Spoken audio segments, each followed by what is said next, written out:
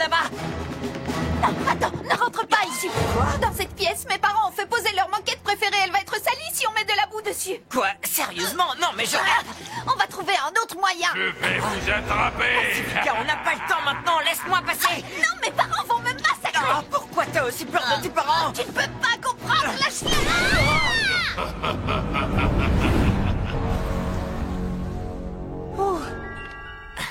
Mais qu'est-ce que c'est que cette pièce? C'est vraiment bizarre, je ne connais même pas cet endroit. Avec un peu de chance, le fantôme non plus. Peut-être qu'on ne craint rien ici. Pacifica derrière toi. Ton sort est scellé. Oh, un miroir en argent. Ah, tu vas connaître ma vengeance, Northwest.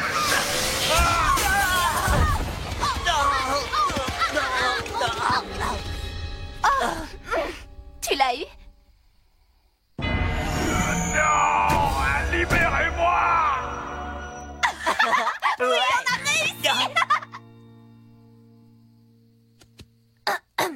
Dis-moi, combien tu veux pour faire comme si je n'avais pas fait ça? Eh bien, Pacifica, tu as vraiment trouvé l'homme de la situation.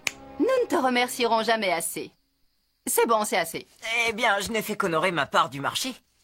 Quoi? Attends, tu t'en vas déjà? Hé, tu es à la plus grande fête du monde! J'adorerais rester, mais j'ai un fantôme de catégorie 10 dont il faut que je me débarrasse. Non. Catégorie 10. Je sais pas pourquoi, mais je commence à me dire qu'elle est peut-être pas si méchante. Je peux savoir ce qui te fait rire, je t'ai vaincu, mon vieux. Tu t'es fait avoir, petit.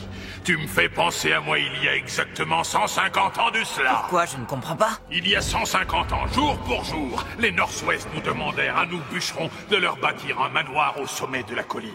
Ils nous dirent que l'on rendrait un grand service à la communauté et que chaque année, ils organiseraient une fête somptueuse où tout le monde pourrait goûter aux richesses. Il a fallu des années de travailler à un temps et de sacrifices pour le construire. Mais lorsqu'arriva le jour de la grande fête qu'ils avaient promise aux petites gens de la ville, ils refusèrent de nous laisser rentrer.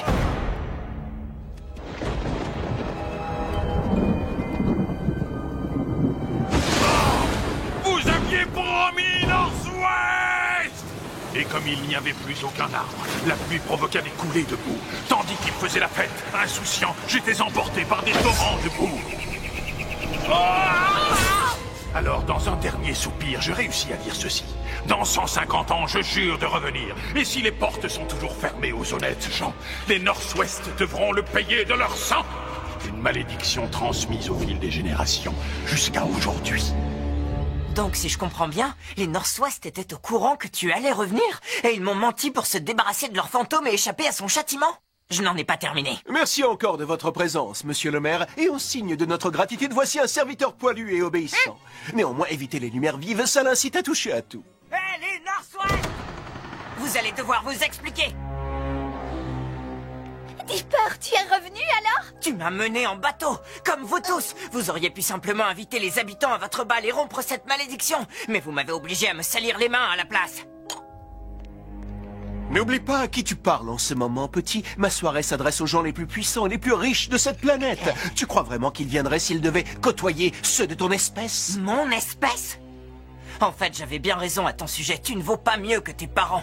Un autre maillon de la chaîne la plus diabolique sur Terre. Je suis désolée, ils m'ont forcé, j'aurais dû te prévenir, je sais, mais...